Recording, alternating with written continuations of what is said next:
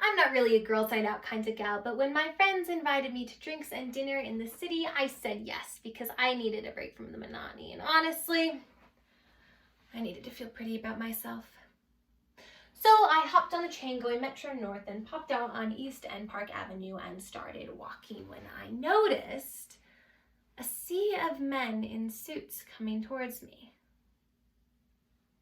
And I started walking a little more jauntily, feeling pretty good about myself, when I realized as they passed that not a single one had turned to glance at me.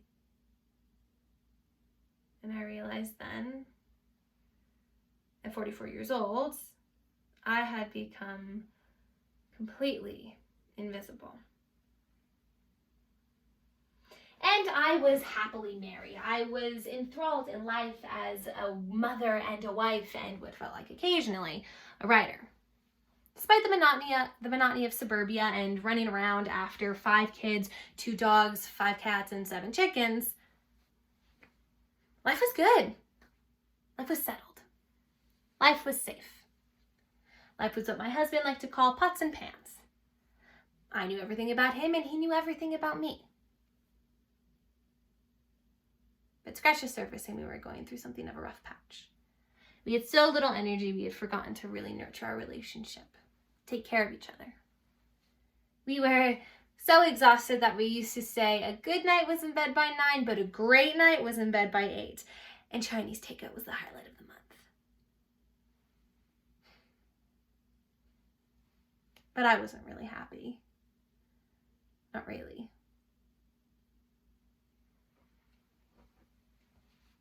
People say that life is short, but I think that's debatable.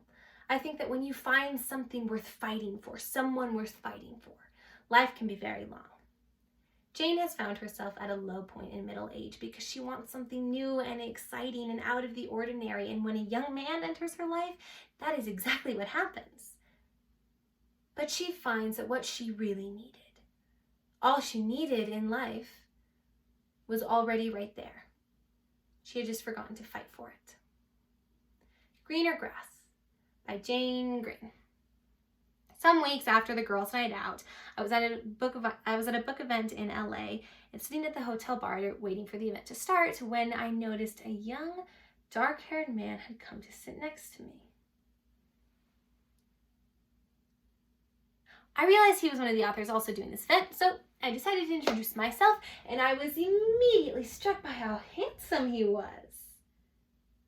And we started talking, and we talked about writing and books and publishing, and then went away with the small talk and started talking about the real stuff, like relationships and life and feelings. And he was handsome and winsome and brilliant. And it's the kind of conversation you can really only have with someone in a hotel bar, because when you don't know them, you tend to reveal things you wouldn't otherwise reveal. And I remember looking at his skin, at his face, and thinking, God, you are so handsome. And God, you are so young. And then I also remembered thinking, am I crazy or is he flirting with me? Is this chemistry between us? And then I thought, Jane, don't be ridiculous. You're nearly old enough to be his mother. I decided we were just having a lovely chat. And then we went inside for the event, and we were sat behind a long table on a stage, and he was the first to the podium. And he stood and said, I just had a lovely conversation with a very lovely woman. And she said, when I said that I didn't know what to talk about celebrities and tell funny stories. And I died. Oh, my face turned red from mortification, my ears buzzed, because it was true, I had said that, and I was only halfway joking. But the one thing that snagged on my mind was that he said, very lovely woman. He said, very lovely woman. And I was up next, so I stood up and walked to the podium. And just as I was about to start speaking, I felt a tap on my shoulder, and there was the author, his arms outstretched in a hug of apology. And I stepped into the hug And standing there, on stage, in front of hundreds of people, in the arms of a man I didn't know, I thought, what on earth is going on? He asked me what I was doing after the event, and I said I had a meeting and then I was leaving for London. And so he gave me his book. And I took that book. And I thought, what was that? Was that flirting? Had I become so enthralled in middle-aged life that I've forgotten what it was?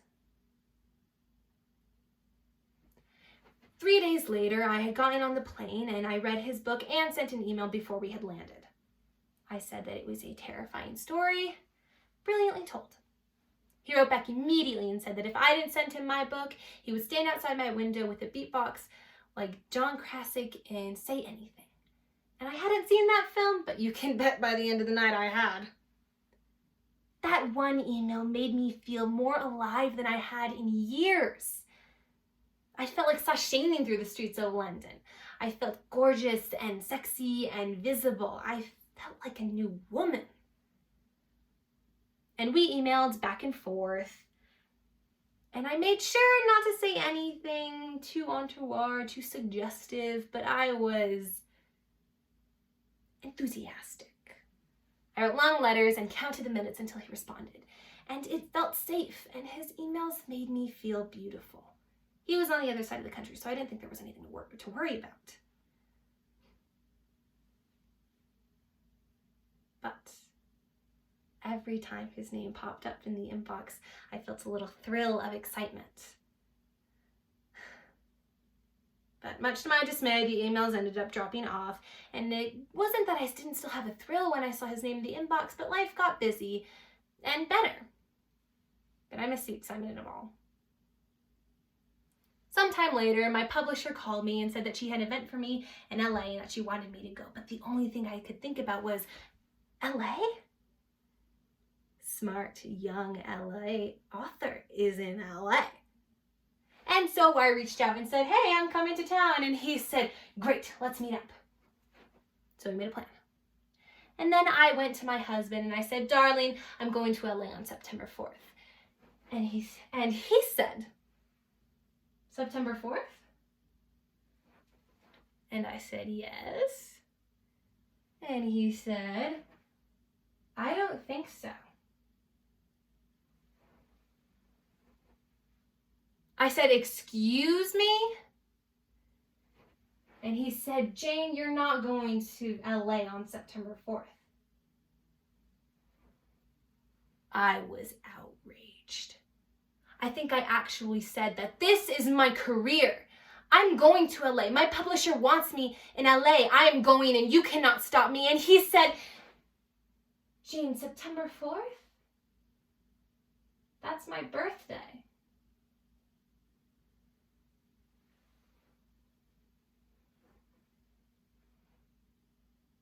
And I felt horrible.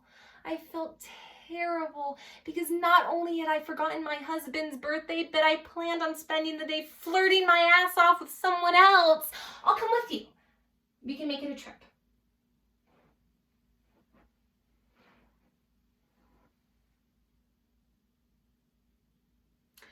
So then we were in LA, and I was the morning of my date because my husband was now coming on my date. I had a very hard time choosing what to wear. Oh, and by the way, my husband knows this author because a little while after our first meeting, we did meet back in New York for drinks, and I came home buzzed on martinis and flirting, and my husband said, uh-oh, my wife has a crush, and I furiously denied that. But anyway, we were walking back up to the restaurant, and I saw the author, and he was still impossibly cool and handsome. We said hello, and we sat down, and I said nothing because my husband and the author were getting on like a house on fire. At some point, the author excused himself to use the bathroom, and my husband said, he is the most good-looking man I've ever seen.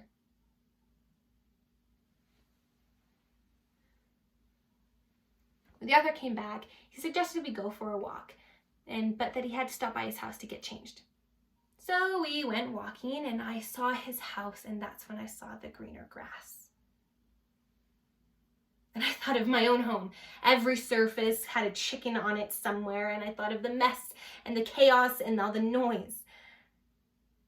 But we went on our walk in my sandals. The sandals I bought for this very brunch. Well, I bought them because I thought they said, hey, I'm casual. I didn't put much effort into this, but I'm sexy. Well, found out they're really just for brunching and not for walking. So as I'm walking behind my husband and the author, their heads are pinched together, and it looked like they were like, I don't know, had some serious man love going on.